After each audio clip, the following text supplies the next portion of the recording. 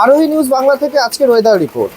কলকাতা অঞ্চলে প্রবল বৃষ্টিপাত শুরু হয়েছে সকাল থেকে।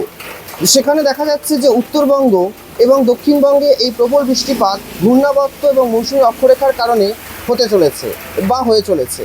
আবহাওয়া অফিসের আপডেট অনুযায়ী তারা জানিয়েছেন যে বঙ্গোপসাগর এবং পার্শ্ববর্তী ওড়িশা উপকূলে মৎস্যজীবীদের যাওয়া নিষেধাজ্ঞাও কিন্তু রয়েছে।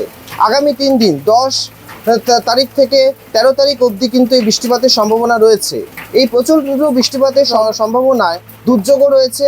30 থেকে 40 কিলোমিটার বেগে একটা প্রবল ঝোড়ো হাওয়া কিন্তু বইতে চলেছে আমাদের কলকাতা, হুগলি, নদিয়া, উত্তর 24 পরগনা এবং দক্ষিণ 24 পরগনা অংশ জুড়ে।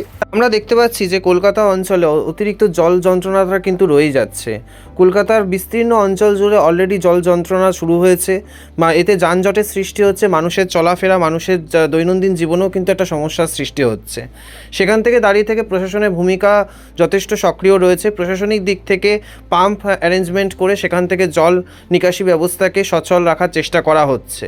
কিন্তু এই বৃষ্টি যেহেতু আরও 3 দিন চলতে থাকবে, টানা এই বৃষ্টিপাত হবে নিম্নচাপের কারণে, তো সেই জায়গা থেকে দাঁড়িয়ে থেকে এখন বৃষ্টিপাতকে সেই জায়গাটিকে সঠিক রাখার জন্য এই জল নিকাশি ব্যবস্থা পরিকাঠামো আরও সুষ্ঠু করতে হবে, এটাই দাবি জানাচ্ছে সাধারণ মানুষ। এবং এই জল যন্ত্রণা যাতে কমে, সেই জায়গা থেকে রাস্তার পরিস্থিতি এবং সেখানে ট্রাফিক কন্ট্রোল যেন আরও সুষ্ঠু হয়, সেটাই কিন্তু দাবি রয়েছে। তো সেই জায়গা থেকে দাঁড়িয়ে থেকে সকলের প্রতি একটাই বক্তব্য যে আপনারা বর্ষাতি এবং ছাতা ব্যবহার করুন, যাতে কোনো রকম অসুবিধা না হয়, কোনো রকম সমস্যা আপনারা না পড়েন। চেষ্টা করুন বাড়িতে থাকার, যতটা সম্ভব এই দুর্যোগকে এইভাবে এড়িয়ে চলার চেষ্টায় থাকুন। আজকের সর্বনিম্ন তাপমাত্রা রয়েছে 28 ডিগ্রি সেলসিয়াস এবং সর্বোচ্চ তাপমাত্রা রয়েছে 30 ডিগ্রি সেলসিয়াস।